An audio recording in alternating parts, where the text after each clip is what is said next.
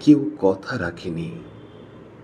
৩৩ বছর কাটল, কেউ কথা রাখেনি। ছেলেবেলায় এক বষ্টমী তার আগমনী গান হঠাৎ থামিয়ে বলেছিল, শুক্লা দ্বাদশীর দিন অন্তরাটুকু শুনিয়ে যাবে। তারপর কত চন্দ্রবুক অমাবস্যা চলে গেল, কিন্তু সেই বষ্টমী আর এলো না। ২৫ বছর প্রতীক্ষায় আছি। মামাবাড়ির মাঝি নাদের আলী বলেছিল, বড় হও দাদা ঠাকুর, তোমাকে আমি ৩ প্রহরের বিল দেখাতে নিয়ে যাব।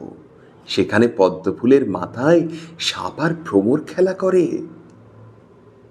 নাদের আলী, আমি আর কত বড় হব? আমার মাথায় এ ঘরের ছাদ ফুঁড়ে আকাশ স্পর্শ করলে তারপর তুমি আমায় ৩ প্রহরের বিল দেখাবে?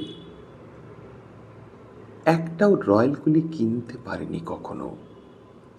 লাঠি লজেন্স দেখিয়ে দেখিয়ে চুষেছে লস্কর বাড়ির ছেলেরা। ভিখারির মতন চৌধুরীদের গেটে দাঁড়িয়ে দেখেছি ভিতরে রাস উৎসব। অবিরল রঙের ধারার মধ্যে সুবর্ণ কঙ্কন পরা ফর্সা রমণীরা কত রকম আমোদে হেসেছে। আমার দিকে তারা ফিরেও চায়নি। বাবা আমার কাঁধ ছুঁয়ে বলেছিলেন, দেখিস একদিন আমরাও। বাবা এখন অন্ধ, আমাদের দেখা হয়নি কিছুই।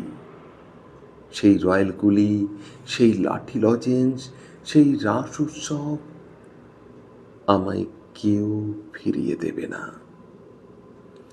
বুকের মধ্যে সুগন্ধি রুমাল রেখে বরুণা বলেছিল, যেদিন আমায় সত্যিকারের ভালোবাসবে সেদিন আমার বুকেও এরকম আতরের গন্ধ হবে।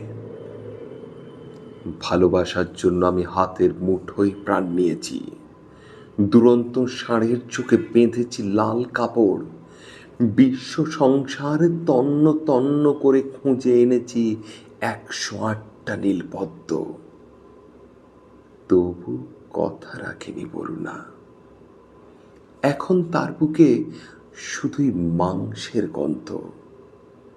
এখনো সে যে কোনো নারী। কেউ কথা রাখেনি।